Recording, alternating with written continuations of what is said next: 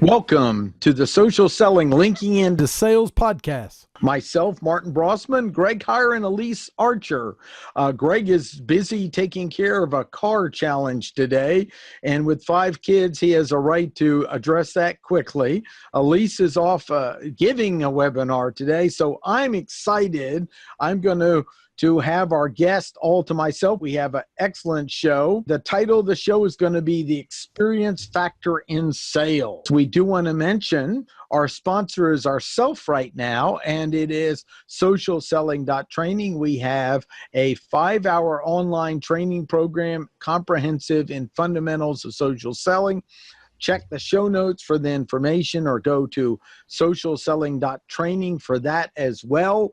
We aren't even going to have a tip today. I want to get as much time with our guest as possible. And Barbara, I am terrified I will mess up your name. So would you pronounce it? Because I've heard now several people use several versions of it, and I'll let you give me the correct pronunciation. Giamanco. All right, Barbara Giamanco. Great. Yeah. Thank you. That's excellent. Well, Barbara is a person that can carry many hats and carries them well. She does social selling work. She does customer experience work. She has another podcast herself, which we'll also put in the show notes, and is the founder and CEO of Social Centered Selling. An expert in the field of really getting results and using all the tools of the web effectively, as well as a very dynamic speaker. We've had the honor of having on the show before, offering keynotes, presentations, great writer. Read her blogs, check her podcast out, and she has a exciting topic for us today. So anything you want to mention about you to get started? Oh my gosh. Let's see. I'm an avid foodie. I like all things Gordon Ramsay. I love to travel internationally, and it's Friday, so pretty soon I'll be drinking my vino. That's great. And thank you for holding off. Because well, it could have been the show could have been a lot more fun if we were actually drinking. I know. We could call it our drunk podcast. That's right. I was thinking of that when you mentioned you like to enjoy your weekend. So that's fantastic. Absolutely. And I'm an avid dog lover. Got my girl Lily. She's here in the office keeping me company. Oh, fantastic. Well, Lisa's dog will sometimes jump in on the show at time to time. And, yeah. It's always fun when it happens. She's down in Atlanta, Georgia, and they got a little more rain than they expected. And she has one of her top clients goes, I want our training on Friday. So we're working to maneuver and get her in. But yeah, I can relate because I'm in the hood. I'm in Atlanta. So we had that storm. We got part of Irma coming through on Monday and Tuesday. So yeah, I get it. Well, you guys will have to network, but she really misses not being with you, and so does Greg. And I'm excited. The experience factor in sales. Yes. What do you, let's just jump in. What is the experience factor in sales? I want you to define it for our customers and let them know what is it? All right. Well, so Martin, this is something that I started thinking about several years ago, a little more intentionally, because everybody talks about customer experience. But if you think about it, customer experience could mean that the experience starts once somebody signs on the dotted line, right? And they're doing business with you. But I am of the firm belief, especially as we got into the social aspect of things, that the experience actually starts with the very first touch point and with a potential buyer. And that touch point is often a salesperson. And so the question is, are you creating a great experience? Or are you creating an experience that is maybe not so positive and it's not generating the kind of sales result that you're looking for? And I love the way that Google defined it. They call it ZMOT, that zero moment of truth. It's kind of like that old adage, you never get another, you don't get a second chance to make a great first impression. Well, that's what I mean by experience. If I first reach out to you, Martin, as a buyer, what is that? Is that experience positive? Do you think I just sound like every other salesperson? Am I bringing value that others aren't? And then that process, just continues on through the sales process and beyond. And so that's how I think about sales experience. Excellent. And I assume this is mapping it out for the whole buyer's journey. What is Pretty much, yeah. every single component of the way. And one of Greg's favorite terms is viewing not as a closing, but the opening today. Yeah. Yeah. Well, I mean, stop and think about it. People are salespeople, and I understand why. And, this is a conversation for sales leaders. Stop asking people to just send more emails and make more phone calls, because you need to do a lot of that, but it's also the quality of the activity that makes a huge difference. And if you think about your own inbox, Martin, I got to believe you get as many crap sales messages as I do. And they're all boring. They're vendor centric. They're lazy. They're not well written. And none of it says to a buyer, oh, I should stop what I'm doing and talk to Barb. Or she sounds like somebody that I would invest 15 minutes with, and we'll see where it goes from there. So, that first interaction is critical, because that's kind of what gets you off home plate to first base. And then you've got to have a great experience all the way through.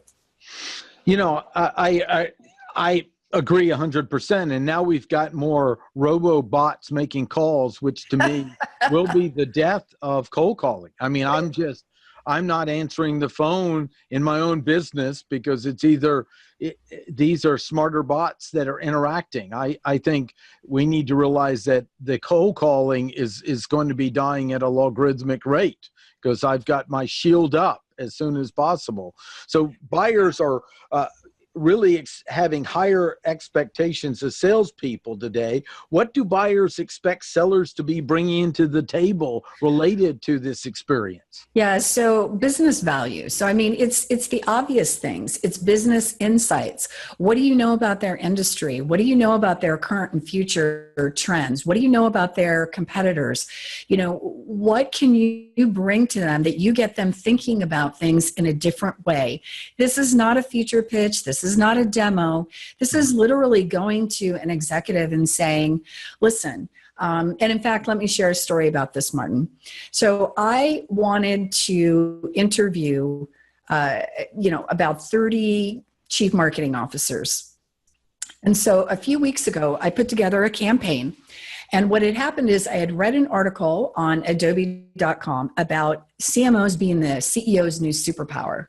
Contrast that with the Harvard Business Review magazine that had just shown up on my doorstep. And there's a big article in there basically about the death of the CMO and why CMOs don't last in their roles. And I thought, wow, isn't that interesting? So I knew I wanted to interview. I thought this would be a great topic to discuss. What did these chief marketing officers think about these two kind of different ideas about the role of the chief marketing officer? And so I reached out to them, and that was essentially my message. We don't know each other yet, but here's how I found you. You're on the Engagio list of women in revenue or whatever. And I include the link to make sure that they know I'm credible, because salespeople do lie, and they say they looked at your website when they never did. Then I mentioned the 2 articles with links, and I mentioned the call to action. Listen, I'd love to get your perspective if you have a few minutes. Maybe I could get a quote for the blog series I'm going to write. Maybe you'd be interested in being a panelist, or let me interview you for the podcast about this series.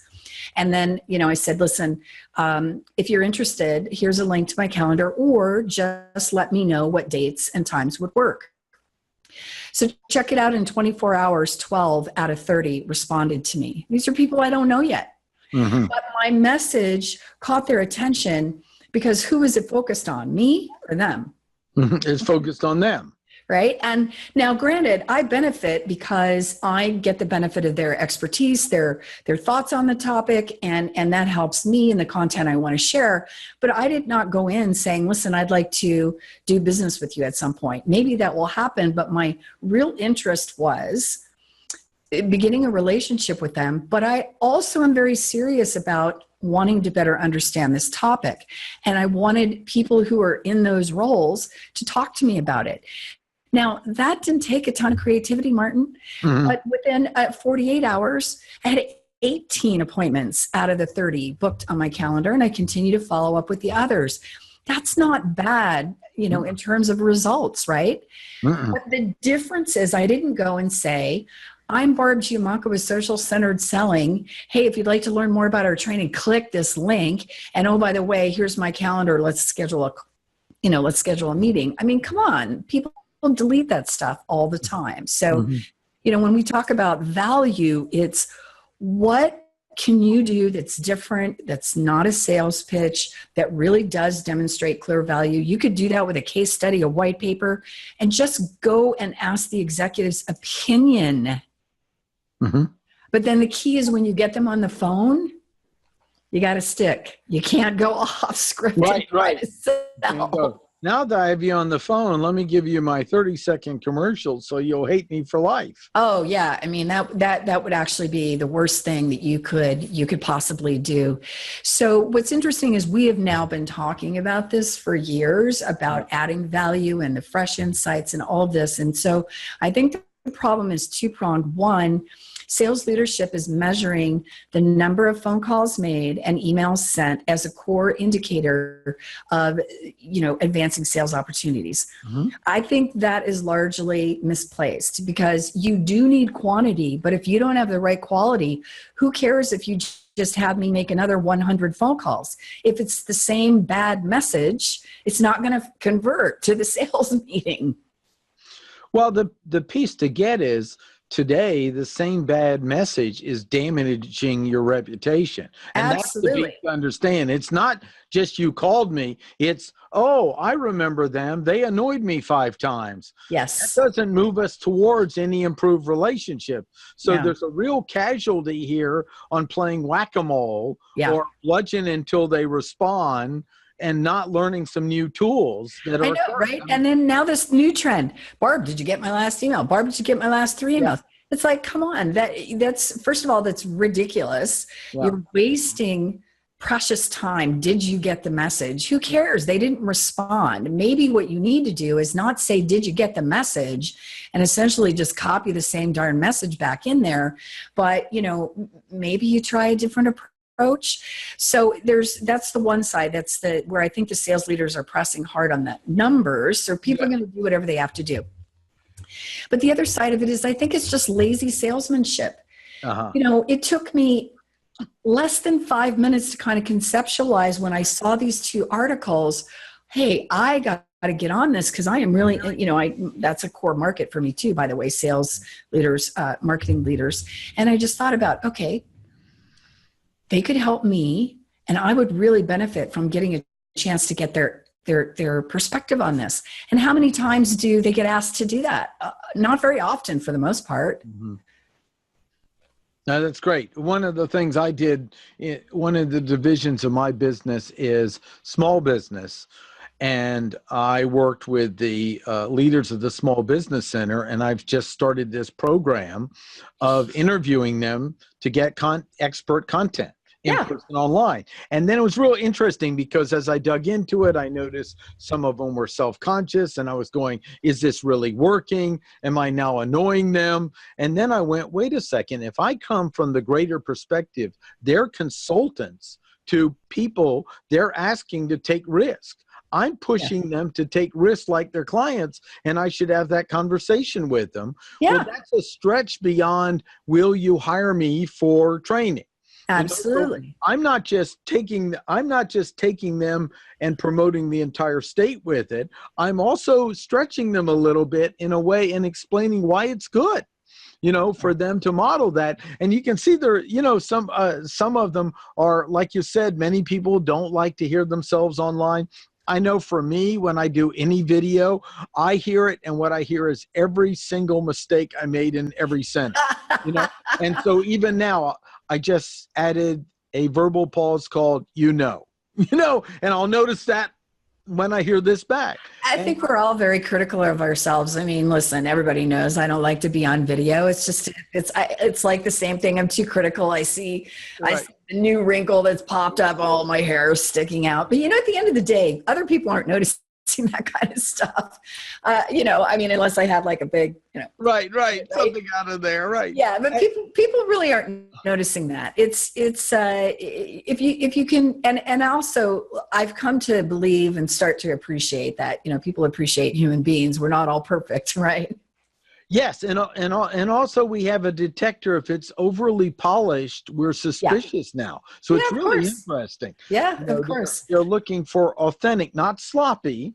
not That's right. unintentional, but authentic. And it's what I'm finding is that cuts through all types of stuff. Now, when I edit it, if I can clean out an extra verbal pause, as Toastmaster says it, and it doesn't cause a problem, I'll just knock a few of those out. But Sure. if I overdid it, it would lose the authenticity in the message they have. So I think that's great. And that's, I love that example of really getting this message out and understanding it. I want to ask, why does the message, how do you come up with the ideas for the message? Where do you look? How do you get these? Because our salespeople are under high pressure. They need to get real results, or they need to be looking for another job. And so what's your idea on the process of coming up with a message that will really speak to the customer? So a couple of things there. One, you need to think about the industry that you serve. And so, like, let's say it's tech and telecommunications. Okay, fine.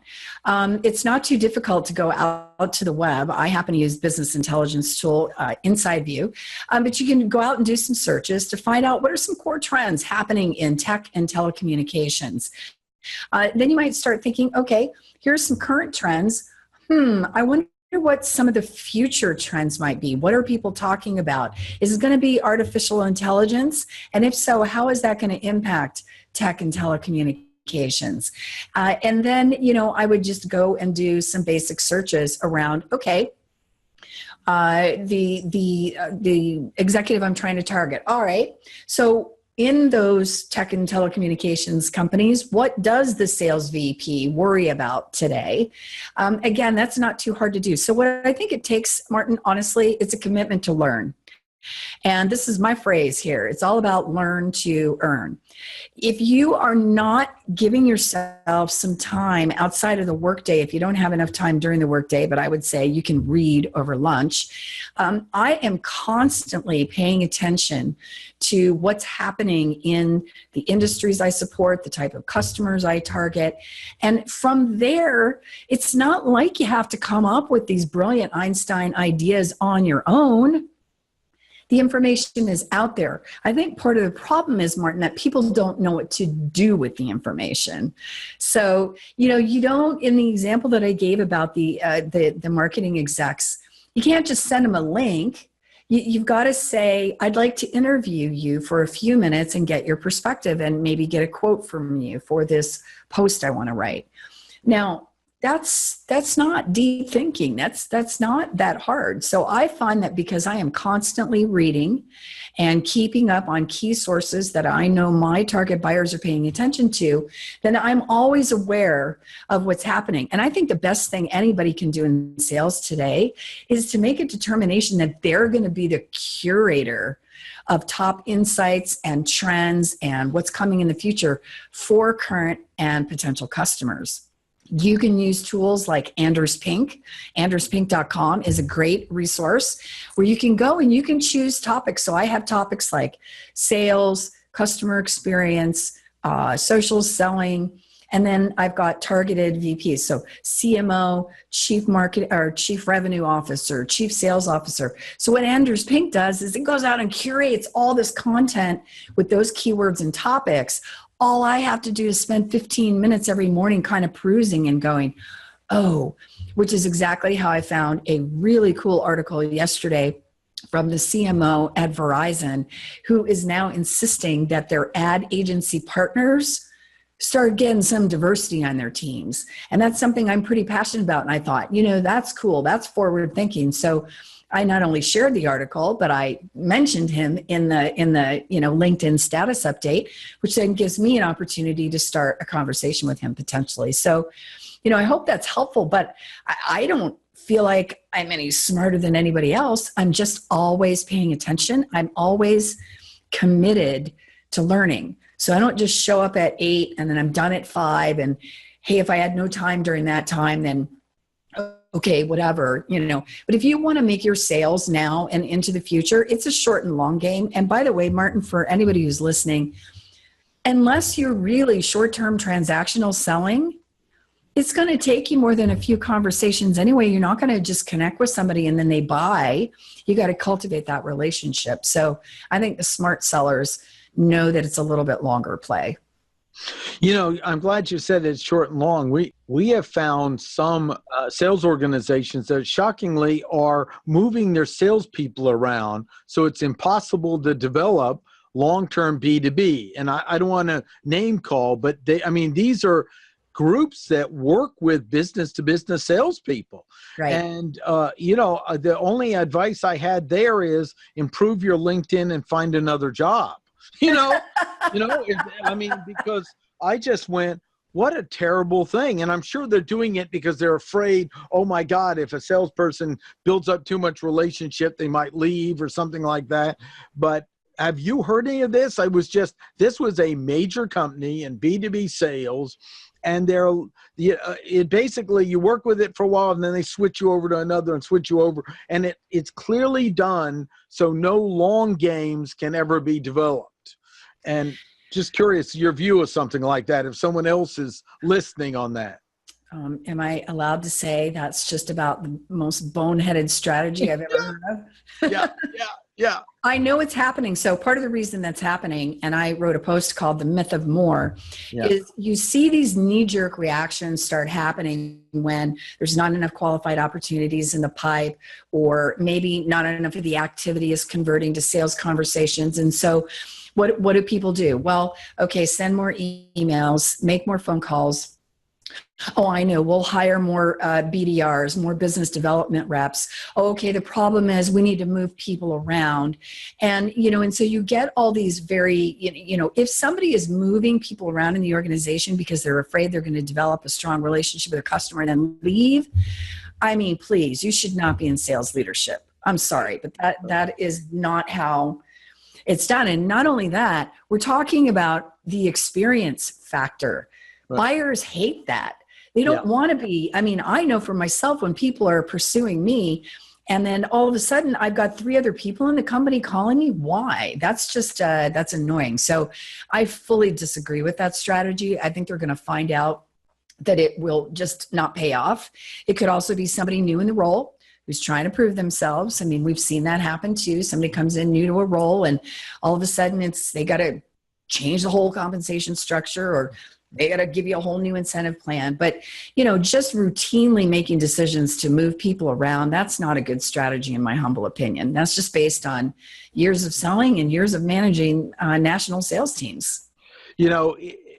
Continuity is so important. I had the AC give out in our upstairs unit this week, and the company came out and they identified it as looks like a board's out, which the word board out usually means $1,000, just to start.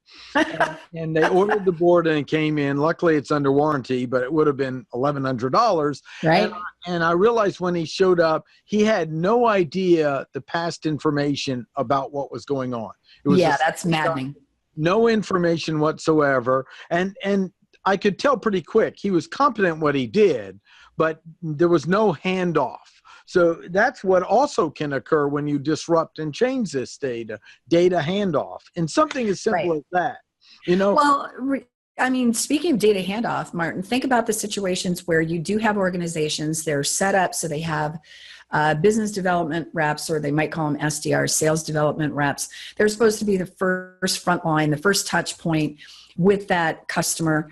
It boggles my mind why some of the least experienced sales reps are put into those roles, because again, it's that first touch point that really makes a difference. But the model is they would bring an opportunity, right? Start a relationship, get an opportunity, then they're going to flip it over to the account executive. And I have been in several situations. One, I actually went back to the sales leadership. I was so annoyed because the initial person who contacted me, not once, but twice that we talked, he did a great job. He had already done his homework before he talked to me. He had done a great job gathering all the right data. And then the account executive, she gets on the phone with me and she wants me to go to ground zero. Why don't you tell me about your business? What are some of your core strategies? And I said, why don't you know that? Good. She's like, well, what do you mean? I said, I've spent 2 hours talking to your sales development rep. I'm confident he took the information down. You should already know these things. Right. And she was completely inept. Oh, then she started giving me excuses. Well, this happened, that happened. Guess what? We don't care. Right. As buyers, Right. we don't care. Do you care, Martin? I mean, I don't care about excuses when I'm the buyer. No. And so this is one of those situations where I just really, I felt the person on the front end had done such a great job. And now the account exec comes into the picture and totally blew the situation. And I felt compelled to let the sales leader know. So I did call him and talk to him about it. And I said, look, I don't want to throw anybody under the bus. I just think you might have a gap in process here. I don't know if it's a people thing, but it could be that, whatever your process is for transferring this information from one person to the other, it's not working. Good example. Another thing is the old argument of the customer now only cares about price. What do we do? So I want you to at least address it, because I'm thinking of what are the main problems I still hear people say in the world is, but the thing is we spend all these extra money on the experience, and it seems like all they care about is the price. Yeah, because you didn't do a good job selling value. That's why. So buyers they're going to care about price, but it's been my experience through the years, Martin, that when you really sell value, and if you're selling to the right people in the organization, if it's a solution they believe can solve their business problem, and you've done a good job articulating the return on investment and articulating what's going to happen if they make no change whatsoever, they can rally the budgets. They will get the money. If people are immediately defaulting to price, it's because you look like every other commodity salesperson out there. You didn't differentiate yourself. You probably came in and tried to sell features, which at a certain point, think CRM for a minute. I mean, come on. At a certain point, I think all buyers think every CRM pretty much looks the same. And, that's true of a lot of products being sold out there, especially when it comes to technology. So I say the salesperson doesn't know how to do their job, and maybe they haven't gotten enough training, but also salespeople have a tendency sometimes to default right to price because they're either desperate to get an opportunity to close, or they've been trained to do that. I had somebody approach me in mid-July, and her email, which I wrote about, was bad on many levels. But one of the things she actually said in the email was, July is a slow month for us. And so, we're open to talking about price. I'm like, oh my God, what? First of all, you don't even have a relationship with me. You don't know me, but why would you go there first? Right. Why would you tell me your business is slow and we're going to offer a discount? So I don't believe that. I have said all these years, it's never about price. It's about our ability to really make clear to a buyer that we are bringing, and when I say value, I'm talking quantifiable, like how are you helping them, increase sales, decrease costs, whatever it might be. But if you can demonstrate clear return on investment, they'll pay attention. Yeah. I want to mention I just fully committed to using Zoom more is an example of them. And that's what we're recording this on. Right. And I got a direct rep that contacted me. And, he says, Mark, let's get on a Zoom meeting and let me show you how to do this whenever you're ready. And I said, well, I'm ready now. He goes, no problem. Hold on. And he was there. And I had worked with the other guy that's very big and known. And I had gotten to a third line person and realized they didn't even understand the product itself, much less the command of the English language. Yeah, and I had gone through 3 levels of support in one of the most popular web products. In fact, I called the company and said, I'm recommending to this national organization your product. And they said, the sales rep said, let me just see if the president's available. And the president of Zoom got on the line and talked to me. Now, there you go. I don't have bandwidth to do that all, but I'm now an advocate of, if I'm going to recommend something to customers and they can't get good support on it, it's going to be a bad reflection on me because all my recommendations, my name carries with me. Right. So it was the experience, right? Yes. Think about it. The experience with Zoom, vastly different than the other guys who clearly didn't care. And that's the difference. And so this is why, for me, it's so frustrating when I just hear people, we'll hire more people, we'll send more email, we'll make more calls, we'll do. How about stop everything you're doing and totally put yourself in the shoes of the buyer? And I mean, literally get on the phone, call into the company, pretend you're a prospect, go to the web, download a white paper, an ebook, see what happens when you get the phone call. Martin, you mentioned earlier about the bots, and I was kind of chuckling because the bots are actually much more articulate than some of the salespeople. Yes. Yes. So, think about that. I will get, hey, Barb, we're connected on LinkedIn. Like to talk to you about such and such. I'm like, who are you? How do I know you? What's your last name? Come on. So for you, you just described exactly how it works. And so if both companies gave you the same sort of mediocre service, that's when I believe you would then go to price. Yeah. Because at that point, neither one's really kind of impressed you. They kind of seem the same, whatever. Now you've got Zoom over here, and I have no idea what the price point is, but I bet if you were impressed with it, you were willing to pay a little bit more because you know what you're going to get through the life cycle. That's right. No, and they also do a pretty competitive price for it, which is, both. And now Amazon is a new one. I called them up. I called Zoom up, got a person. I called Amazon, and I had to wait and get someone to call me back after filling out a long form to find out ultimately they don't have that as a service. I'm not going to recommend them to anybody right now. No, why would you? If I recommend they can't get a human being right off the bat, they aren't on the court today. And you know what? The customer experience is not about you, your business, and your process. It's not about making it easier for you. It's about making it easier for the customer. I don't even get me started on banks. You call a bank and you give the information, your account number, you're this, you're that. Right. You transfer to the next person comes on the line. Can you give me your account number? I'm like, what was the reason why I just already gave all that information if you're not transferring it over? So, when you think about customer experience, I really honestly believe that and again, this is not an Einstein kind of brilliant moment here. It's common sense. Go pretend to be a prospect and find out what it's like. One of the things that I really admired about Satya Nadella, CEO of Microsoft, a few years ago when he was coming into that role, guess what? He did that. I see. He started calling in to various portions of the organization to find out what the experience was like. And it's no surprise after, it's been 3.5, 4 years now. And I think they're really doing some tremendous stuff there. But customer experience was such a big focus for him that he felt he needed to find out what it felt like to be somebody on the outside calling in. Yeah. And people at first didn't know this.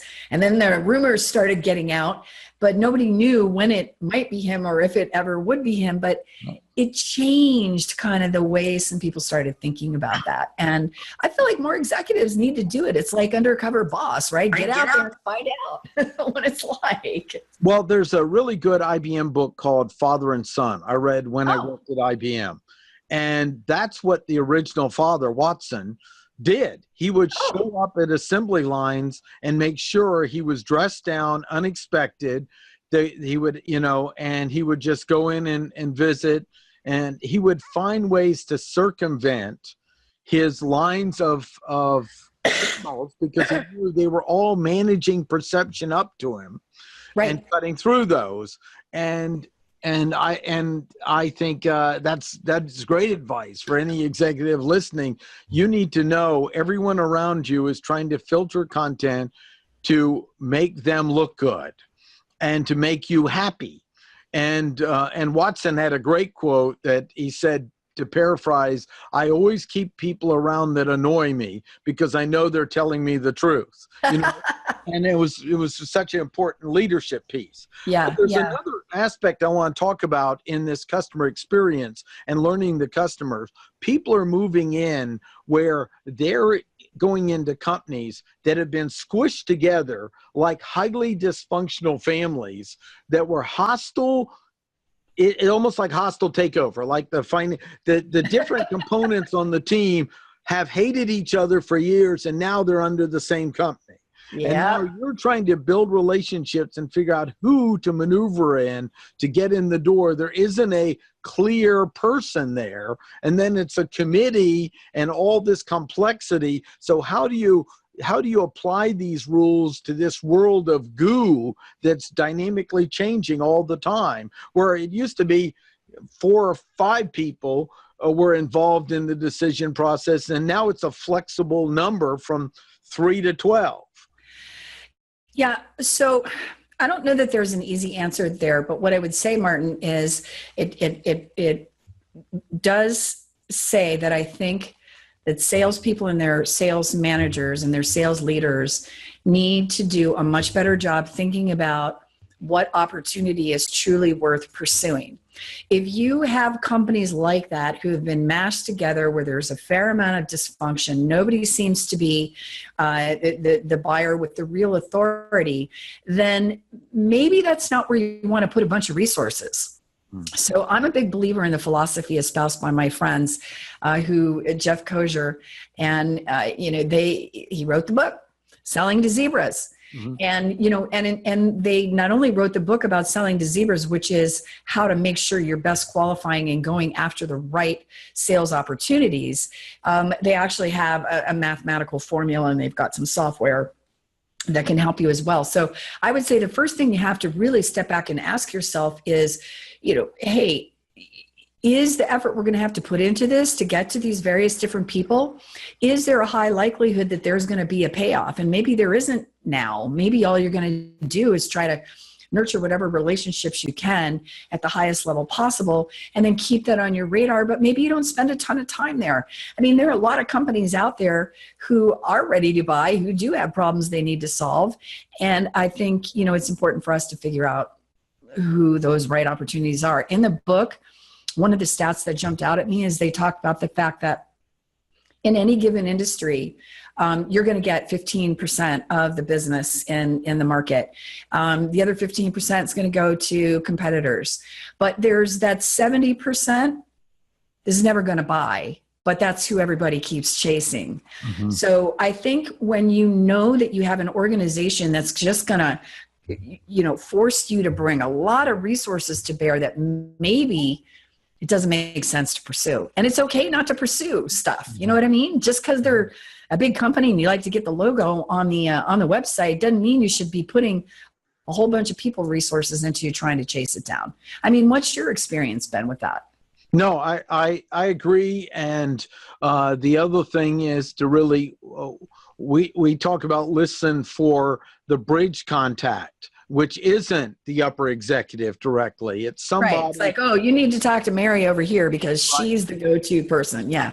Yeah, and it's not always the most talkative or upfront person. It might be someone in the background that really is trusted by the executive to filter the data. And realize there is probably a person in there in the team of 5 or 6 that you need to earn the right to be in front of. And it's not necessarily the first person you get in touch with, and it's not necessarily the executive because they're so busy, they might have a trusted person they're going to filter the content.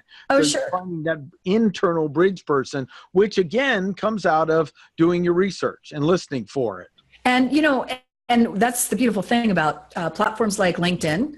So, if it's Verizon as an example, and, they're huge and they've got all these groups or whatever, and let's say I've targeted a group I'm trying to go into, well, I can go to the Verizon company page, and guess what? Then I can start to see, all the employees. If I'm using Navigator is going to help surface up other people who might be potential connections, right? Based on who I'm already connecting with.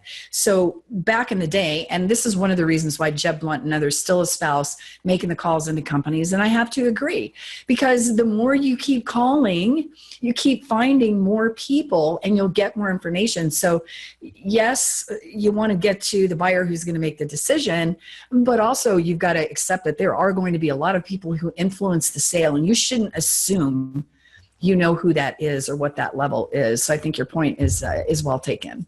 Mm-hmm. It's just like what I've learned, and when I work with small towns and communities, often the person who holds the most power in the town is not the mayor, but it might be the head of the PTA or the woman who runs the coffee shop downtown. And that's the most important to earn the trust of. If you're a new, let's say, chamber director in town, you got to win that person over, because the mayor's watching working to keep alignment with that person because it'll cost too much if they don't. Yeah. And you know what? I think this is a good point to remind people: never, ever, ever assume that somebody doesn't have influence. So this actually happened to me when I got hired at Microsoft. We were in the final interviews, down to myself and one other person.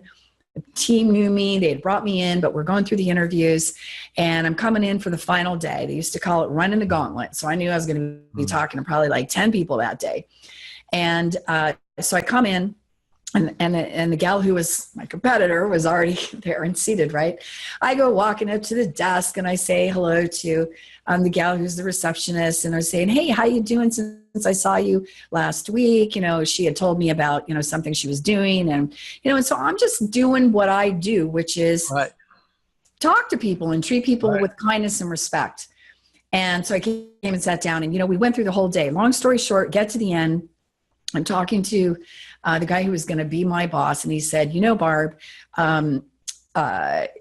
two great folks for the job, but you don't have as much technical background. I said, right, but I'm smart, so I can read the tech specs, but I've got all the background in the relationships, this, that, and the other thing. Well, ultimately, I get hired, and Martin, they told me when they hired me that one of the final factors was that this receptionist loved me. Yeah.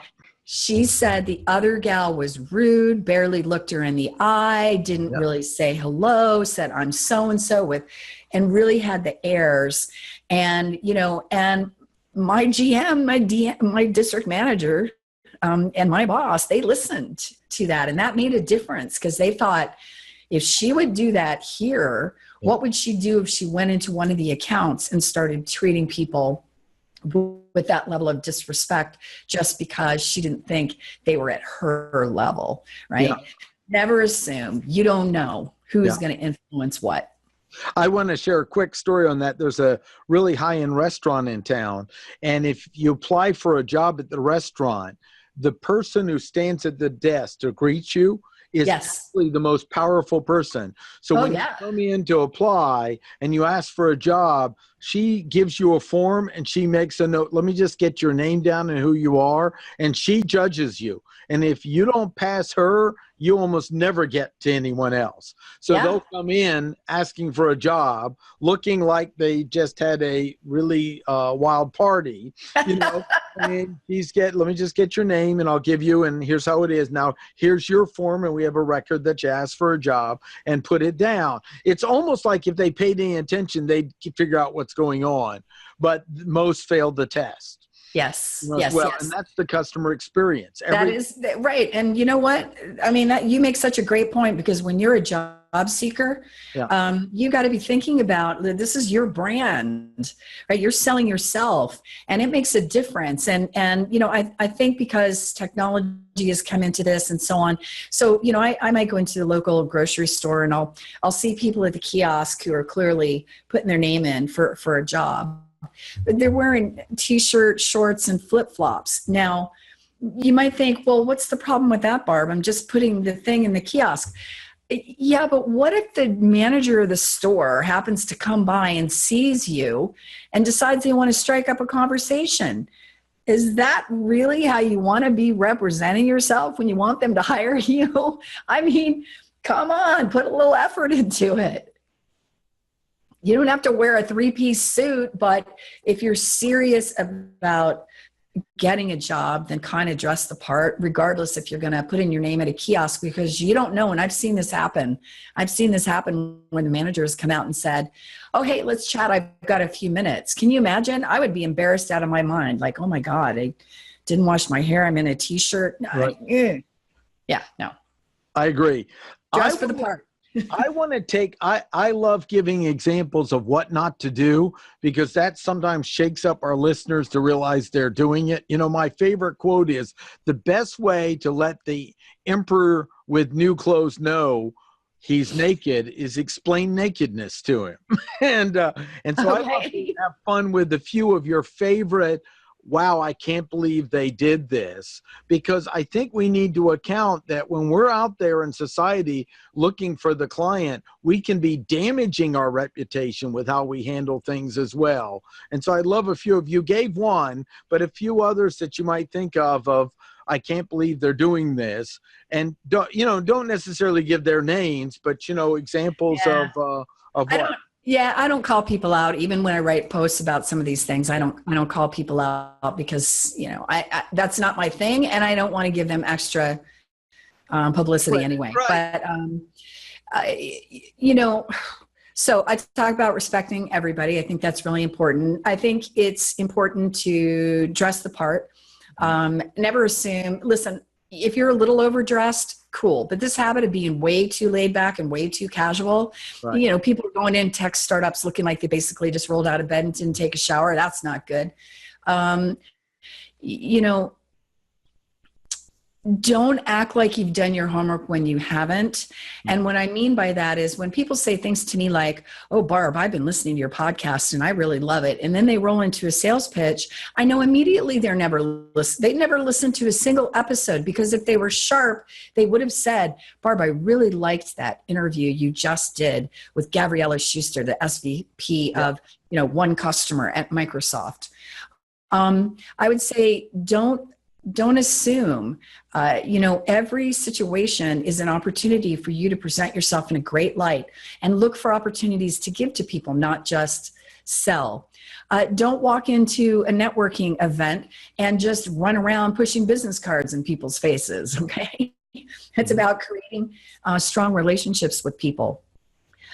What else? I think we've really, I think because I'm talking about the things that I think are important, just flip that on the reverse and what not to do. Ultimately it just comes back to don't be lazy and don't be stupid. I mean, this is a serious profession and we have such a great opportunity to help people with their business challenges. So, treat it with the respect it deserves, right? It's not just about stop thinking about the darn quota. Right. You'll hit quota if you focus on giving to the buyers first. I don't know if that's enough don'ts. No, that's good. That's good. I was just thinking. Don't spam over social media. That's another one of mine. For God's sakes. I just got a note where somebody liked one of her shows, mentioned the show on the podcast, mentioned something they liked in the show, and said, I work with someone that I'd like for you to see if you'd be interested in having on the show. I knew that was a setup, but I was happy to do it because I knew the show. I knew they did their homework, and then they asked, and I wrote back and said, we're a social selling show. If you can show me how his works and ties to mine, I'm not going to tie it together. Then I'll bring it to our team to look and see if they'd be a candidate for the show. So now we'll see if they'll take the next level. She may go, it's not worth it, move on, but she at least got me to take a moment and do something other than hit the delete button. Well, sure, because that's, again, they're making it clear. They did some homework. They really did check. I have people approaching me to be interviewed, and so thank you. So that reminds me, don't come to somebody with an ask when you haven't earned the right. I get people all the time, Martin, coming to me, we think one of our blog posts would really fit your article. Will you put the article up on your website and link back to us? I'm like, wait, what? Who are you again? Like, I don't know who you are. Same thing. Don't just come to me and say, we'd be great for your podcast. Tell me why. At least this person made it clear that they probably listened to a couple of episodes. They had a little bit of an idea. Now, they could have maybe made it stronger and said, yeah, it's possible that the shows could compete, but could we chat about it and see if maybe there's a cooperative opportunity here kind of thing, right? So, use your brain. Yeah. I mean, that's what it's for. Yeah, no, that's great. Well, we have expanded all over this, and I really want to be open for anything. Sales reps listening to the show, he's looking or she's looking on how to improve her sales, and obviously they still have to be accountable at the end of the day. Inside a system, what's your closing tips on how to enhance the experience? And you've given a lot already, but I want to make sure I didn't miss anything or something else you want to add. Well, first, learn to earn. I mean, really, make a commitment to learn and grow your skills every single day. That's going to become more and more critical as time goes on. Technology is not going to replace all of us, and buyers will work with the people who are informed, who think about the future and whatever. So learn to earn is really, really critical. And then I would say, Martin, if nobody got anything else out of this crazy conversation today, remember that the first interaction is your go or no go. So give it the respect it deserves. If your goal is to get a sales meeting, then stop with sending the same spam that everybody else sends, right? It's not too hard to take a few minutes to think about doing it differently. And frankly, what have you got to lose? You're already getting deleted. So maybe trying something a little bit different, like what I've shared, will be helpful. And certainly I share my rants on my LinkedIn profile and articles and on the blog at barbaragiamanco.com. So, or hey, just ping me. If you've got an email that you're thinking about sending, send it to me over LinkedIn. I'll take a quick look at it and give you my perspective on it. Get outside help sometimes, right? Don't just think that you've got like, ooh, yeah, this is a really great email. I might look at it and say, no, don't send it. Yeah, no, that's great. I do want to mention what you did excellent with one of our former shows is you took pieces out and you repurposed them, and then you linked back to us or mentioned us in others' ways. So that was a great way to utilize content and showcase little individual pieces. So even that's an example of how to get multiple payoff off of one event that occurs that you did a great job of. And I enjoyed it. It showed up in Google Alerts for me and went, look, Barbara's there. So I thought that was terrific. Not everybody's going to listen to an hour conversation. And we thought it would be fun to break the clips up a little bit. And, and some other time we could really talk about all these creative ways I do things with content. But if you do have the chance to be interviewed, think about that. Break that up a little bit. Maybe it's a few little blog posts you can write to support it. There's lots you can do, but that's a conversation for another time. Or they could go read my blog post on 17 ways to create and curate content. You know what? We'll get the link and put it in the show notes. Okay. Sure. Okay, cool. The sales. Let's get that in. Last comment is tell them how they can reach you and about your podcast show and what's the best way to learn more about what you have to offer. All right. Thank you. So connect with me on Twitter at Barbara Giamanco, on LinkedIn, Barbara Giamanco. The blog is barbaragiamanco.com and the company website is scs-connect.com. By the way, I'm a big proponent of the telephone. So I'm +1 404 647 4925. Give me a call. Love to chat with you. And thank you again for having me back on the show. At least I didn't go too far off the reservation last time if you brought me back. Oh, no, it was wonderful. Also, your podcast show. I didn't hear that. Oh, sorry about that. I appreciate you asking. I'm always hesitant when I'm always on somebody else's podcast. I know. Thank you for asking. So it's called The Razor's Edge. It is on iTunes, and also those interviews get embedded on the barbaragiamanco.com blog with a little supporting write-up for each of the conversations. And so for the women in sales who are listening, since May 10th, I've been releasing each week an interview with a female executive who's a VP of sales or a director of sales in major corporations all across the world. So you might be interested in some of those prior interviews. They're pretty good. That's wonderful. Excellent. Well, it's great having you on the show. I'm going to mention a few things to wrap it up. And I'm so excited. I got you all to myself and we could just have a great old time. We'll do more. We got some more topics. We want to hear from our listeners. What did you like about the show? What do you want a deeper dive on? And also make sure to check the show notes on linkingintosales.com, linkingintosales.com. You'll find our post as well, and you'll see our show notes, which have more active links. I do want to mention we've got a great course out there on fundamentals of selling on socialselling.training. This is something that, well, let me just tell you, 10 minutes of our training takes over an hour to edit.